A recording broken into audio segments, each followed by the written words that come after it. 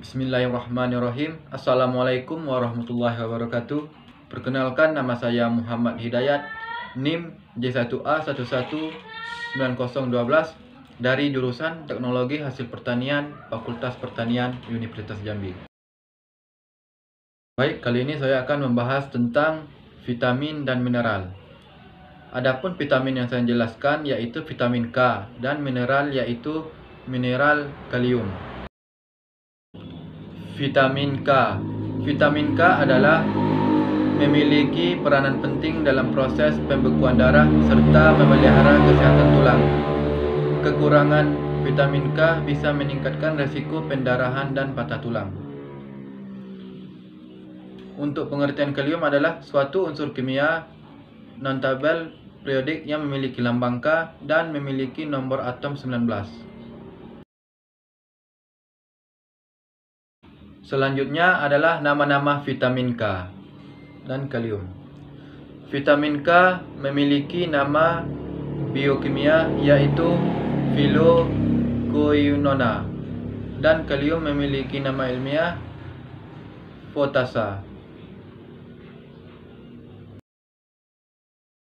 Selanjutnya yaitu klasifikasi vitamin K dan kalium. Vitamin K yang pertama ada vitamin K1 atau phyllophenon, yaitu jenis yang ditemukan dan dihasilkan jenis tumbuh-tumbuhan daunan hijau. Yang kedua, K2 atau disebut juga dengan menaquinone, yang dihasilkan oleh jaringan dan oleh bakteri yang menguntungkan dalam sistem pencernaan. Yang ketiga, ada vitamin K3, menadion, yang merupakan vitamin sintetik yang bersifat larut dalam air, yang digunakan untuk penderita yang mengalami penyerapan vitamin K dan makanan. Selanjutnya yaitu struktur vitamin K dan kalium, seperti gambar yang di samping. Nah, untuk struktur kalium bisa dilihat gambar yang di samping ini.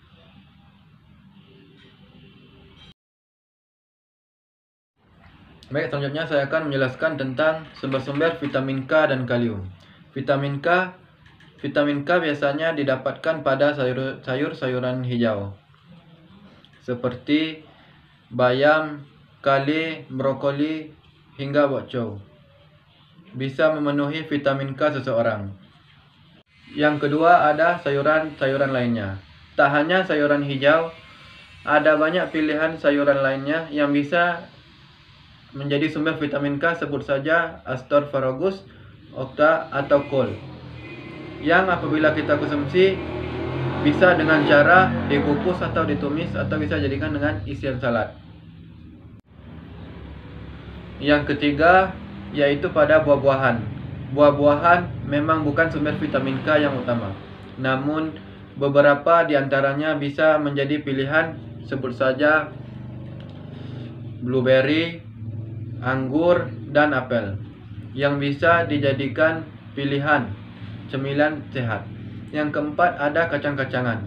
Kacang-kacangan juga merupakan sumber vitamin K dan juga kaya akan protein, serat, dan nutrisi yang menghambat inflamasi. Mengkonsumsinya pun bisa dicampur dengan menu utama atau sebagai cemilan. Yang kelima ada ikan. Ikan yang direkomendasikan adalah salmon atau makanan laut seperti udang. Bahkan American Heart Association merekomendasikan makanan ikan salmon setidaknya 2 kali dalam 1 minggu untuk mengurangi risiko serangan jantung dan stroke. Selanjutnya yaitu sumber kalium yang bisa kita dapatkan pada buah pisang. Pada satu buah pisang mengandung sekitar 420 kalium. Kandungan karbohidrat kompleks yang serat yang di dalamnya mampu membuat perut terasa kenyang lebih lama serta membantu meningkatkan energi. Selain itu, pisang juga mengandung nutrisi penting lainnya seperti antioksidan, vitamin B6, dan vitamin C. Yang kedua terdapat pada kentang. Dalam satu buah kentang terkandung 600 kalium. Kentang juga menyediakan berbagai nutrisi lainnya, termasuk karbohidrat, vitamin B6, vitamin C, serat, dan zat besi. Meski demikian, perhatikan cara penyajian kentang. Memanggang merupakan salah satu cara terbaik untuk mengolah kentang. Selain itu, hindari menambahkan bahan lainnya seperti saus, garam, ataupun keju secara berlebihan. Juga yaitu terdapat pada ubi. Ubi disebut memiliki kandungan kalium yang lebih tinggi dibandingkan pisang. Kandungan kalium dari satu buah ubi berukuran sedang bisa mencapai 700 magnesium. Apalagi kalori merupakan yang lebih rendah dan dilengkapi dengan vitamin C, karbohidrat yang bermanfaat bagi tubuh. Dan yang keempat ada tomat. Tomat merupakan salah satu sumber kalium. Namun tomat yang sudah diolah menjadi saus atau tomat yang sudah dikeringkan mengandung lebih banyak kalium. Kandungan kalium pada semangkuk tomat kering dapat mencapai 1800 magnesium. Selain tinggi kalium, tomat juga kandung dengan nutrisi lainnya seperti vitamin C dan lain-lain yang baik untuk membantu kesehatan kekebalan tubuh. Yang kelima ada pada kacang merah. Kacang merah merupakan sumber kalium yang baik. Dalam 100 gram kacang merah terkandung sekitar 600 kalium setelah direbus. Kacang merah bisa dikonsumsi secara langsung atau dicampur ke dalam salad. Pilihan lainnya juga kaya akan kalium adalah kacang kedelai dan edamame. Yang keenam terdapat pada buah alpukat. Satu buah alpukat mengandung kalium sekitar 900 magnesium. Alpukat dapat dicampur dalam berbagai jenis makanan atau dijadikan jus bersama dengan pisang, air kelapa, yogurt. Dan yang ketujuh terdapat pada makanan laut atau disebut dengan seafood. Sebagian besar jenis seafood memiliki kandungan kalium yang tinggi, terutama kerang, ikan tuna, salmon, dan tenggiring. Selain itu, ikan laut juga kaya akan lemak omega 3 dan vitamin B. Yang terakhir, yang kedelapan, yaitu terdapat pada susu.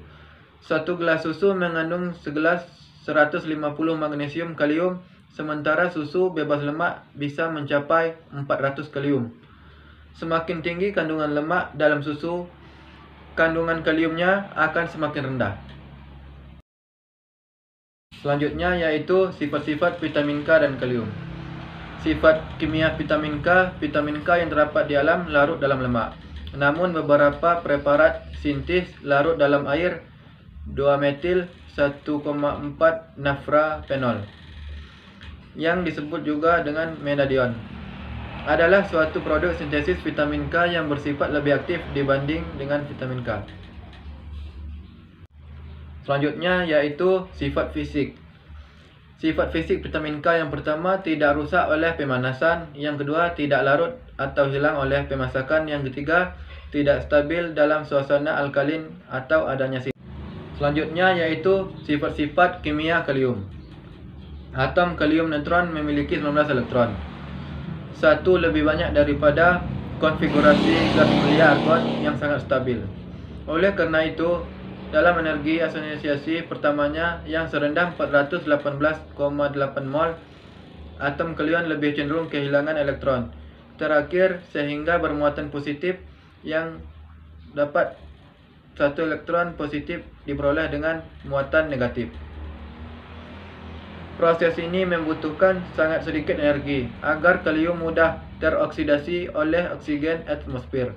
Sebaliknya, energi oksidasi kedua yang sangat tinggi, yaitu 3052 mol, karena pelepasan dua elektron melanggar konfigurasi elektron gas mulia yang stabil.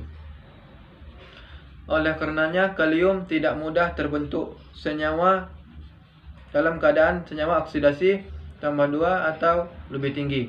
Selanjutnya yaitu sifat-sifat fisika kalium. Kalium adalah logam berdensitas paling rendah kedua setelah litium. Ia adalah partikel lunak dengan titik leleh rendah dan mudah dipotong dengan pisau. Kalium yang baru dipotong berwarna abu-abu saat terpapar udara.